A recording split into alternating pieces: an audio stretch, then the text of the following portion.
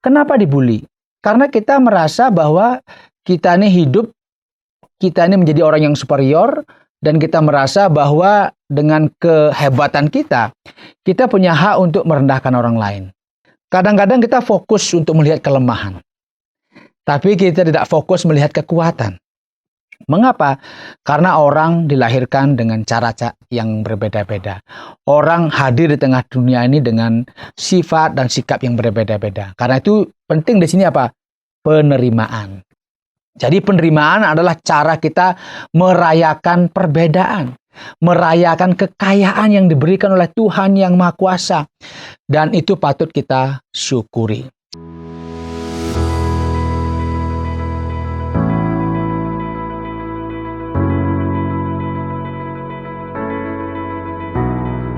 Berjumpa lagi dalam program Inspirasi Kehidupan. Saya senang bisa bertemu pada saat ini. Dan tentunya doa saya, Anda sekalian dalam keadaan baik, sehat, dan juga selalu bergembira ya. Karena hidup ini memang tidak mudah. Ada banyak persoalan yang menimpa kehidupan kita, tetapi jangan sampai kita menjadi orang yang cepat putus asa. Dan menjadi orang yang selalu pesimis menghadapi hidup ini, sekalipun memang hidup ini penuh dengan tantangan. Nah, kali ini saya mengajak kita, saya mendengarkan satu kisah ya. Ada seorang ibu begitu ya. Dia menceritakan bahwa ternyata anaknya dibully di sekolah begitu. Dibully, ya pasti ada banyak hal yang terjadi karena orang yang dibully itu pasti dianggap orang itu yang mungkin tidak sama dengan dia, atau orang ini mungkin secara fisik mungkin lebih kecil, mohon maaf ini ya. Atau dia dianggap sebagai dari orang yang berasal dari A, dari B begitu. Sehingga kadang-kadang bully itu membuat si anak mungkin stres, kemudian dia tidak mau sekolah, bahkan akhirnya menimbulkan persoalan juga. Dia menjadi minder dan dia merasa bahwa hidup ini tidak adil begitu. Jadi kadang-kadang terjadi ya di tengah-tengah bangsa kita, bullying itu terjadi. Orang selalu merasa diri lebih tinggi, lebih baik, lebih superior, dan mulai dia merendahkan atau membuli orang-orang yang dianggap mungkin lebih rendah dari dia, entahkah derajatnya, ekonominya, tingkat status sosial dan sebagainya. Itu terjadi. Bahkan kasihan juga ya kalau jika ada anak-anak yang sebenarnya mereka tidak tahu apa-apa. Tetapi sejak usia kecil mereka sudah mengalami yang namanya pembulian. Semoga Anda bukan salah satu orang yang membuli orang lain ya. Mungkin Anda pernah punya pengalaman dibuli oleh orang lain. Jadi itu bicara mengenai sebenarnya kita tidak menghargai orang-orang yang ada di sekitar kita. Bullying itu sebenarnya bersifat penghinaan, ya, penghinaan terhadap derajat kemanusiaan, martabat kemanusiaan. Karena sebenarnya manusia itu diciptakan sangat-sangat mulia oleh Tuhan. Apapun keadaannya, apapun sukunya, dari manapun asalnya, caranya bicara, dia makan apa, atau dia juga mungkin gayanya bagaimana, itu sebenarnya ciptaan yang sangat mulia dari Tuhan. Tetapi kenapa dibully hanya gara-gara fisik misalnya? Atau hanya gara-gara dia bahasa yang berbeda, atau kulit yang berbeda, bahkan mungkin dia meyakini sesuatu yang berbeda. Kenapa dibully? Karena kita merasa bahwa kita ini hidup, kita ini menjadi orang yang superior, dan kita merasa bahwa dengan kehebatan kita punya hak untuk merendahkan orang lain. Padahal yang demikian itu tidak boleh. Jadi bully itu semacam kita melihat orang lain itu berasal dari dunia yang berbeda. Padahal kita memijak bumi yang sama, bahkan kalau dalam konteks Indonesia kita dikatakan makan juga dari negeri yang sama. Dari beras yang sama, dari sayur-sayur yang sama, menghirup udara yang sama. Kenapa kita merendahkan orang lain? Lukisan-lukisan yang dipajang di galeri seni itu merupakan ekspresi merdeka dari sang pelukis. Terserah dia melukis apa. Kadang-kadang dia melukis abstrak, sampai orang bingung, apa ini? Bagi kita yang nggak paham, kita mulai bingung dan merasa ini lukisannya nggak jelas. Ini bagi saya itu semacam ilustrasi bahwa sang pencipta itu melukis sesuatu dalam kehidupan seseorang. Itu berbeda-beda, tidak ada yang sama.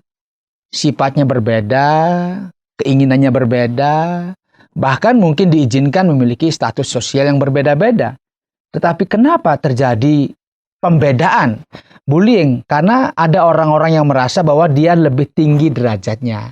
Semoga Anda tidak berpikir demikian, karena sejatinya kita adalah setara. Karena kita adalah sama-sama ciptaan Tuhan dan kita sama-sama juga memiliki kekuatan dan juga memiliki kelemahan. Jika demikian, hal yang terpenting sekarang adalah kita harus belajar menerima orang lain. Dan dengan cara bagaimana? Ya menghargai perbedaan. Menghargai suku yang berbeda, ya, bahasa yang berbeda, budaya berbeda, bentuk fisik yang berbeda, dan banyak hal yang lainnya berbeda. Mungkin ada orang-orang yang dia ahli di bidang A, si B ahli di bidang C, begitu, tidak sama semua. Jadi jangan melihat karena orang itu tidak mampu di bidang A dan kita membiarkan diri kita merendahkan dia ternyata ketika dia tidak bisa di bidang E, begitu. Karena itu sebagai sebuah sebuah keadaan di mana kita tidak bisa menerima keberadaan orang lain. Saya membaca sebuah buku, ya, ini baik sekali bagi kita. Kadang-kadang kita fokus untuk melihat kelemahan, tapi kita tidak fokus melihat kekuatan. Kalau kita membuat skala, maka kelemahan kita bisa tuliskan angka 2. Kekuatan bisa kita tuliskan angka 7. Tetapi kita berjuang untuk yang lemah ini kita lihat, yang 2 ini seolah-olah itu sebuah kegagalan. Kita lupa di dalam diri orang ada angka 7 yang merupakan sebuah kekuatan. Dan terjadi kadang-kadang bullying terjadi demikian. Wah, kamu nggak bisa ini, kamu nggak bisa ini. Sehingga ketika dia nggak bisa berlari dengan cepat, ketika dia tidak bisa bicara dengan baik, kita mulai menghina dia. Dan ini tidak boleh terjadi. Mengapa?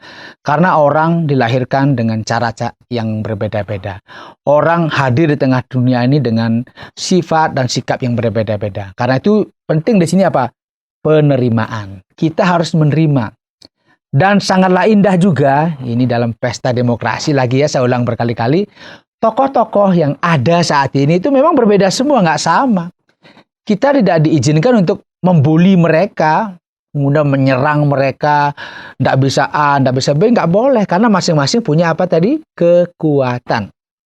Jadi penerimaan adalah cara kita merayakan perbedaan. Merayakan kekayaan yang diberikan oleh Tuhan yang Maha Kuasa. Dan itu patut kita syukuri. Penerimaan adalah jalan menuju perdamaian, ketenangan, dan ketentraman. Penerimaan adalah sikap yang senang, ya senang, kemudian sikap yang bahagia karena kita berada dalam keberbedaan tanpa membeda-bedakan. Karena memang kita semua berbeda untuk bersama. Semoga ini memberikan inspirasi kepada kita. Secara khusus kita akan menuju pesta demokrasi. Jangan membuli ya. Anda boleh senang sama A, silakan, tidak apa-apa, tapi jangan membuli yang lain hanya gara-gara kita tidak senang, tidak boleh. Kita harus melihat semuanya dalam kekayaan yang luar biasa.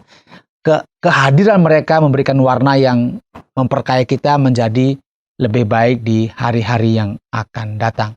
Semoga acara ini memberikan inspirasi bagi kita. Sampai jumpa dalam program inspirasi selanjutnya. Terima kasih Anda sudah mengikuti program kami. Jika Anda diberkati, jangan lupa like, komen, dan share supaya Anda tidak ketinggalan setiap program terbaru kami. Jangan lupa juga untuk subscribe channelnya dan nyalakan loncengnya. Jika Anda ingin mendukung pelayanan kami, bisa melalui rekening kami berikut ini atau menghubungi kami di sini.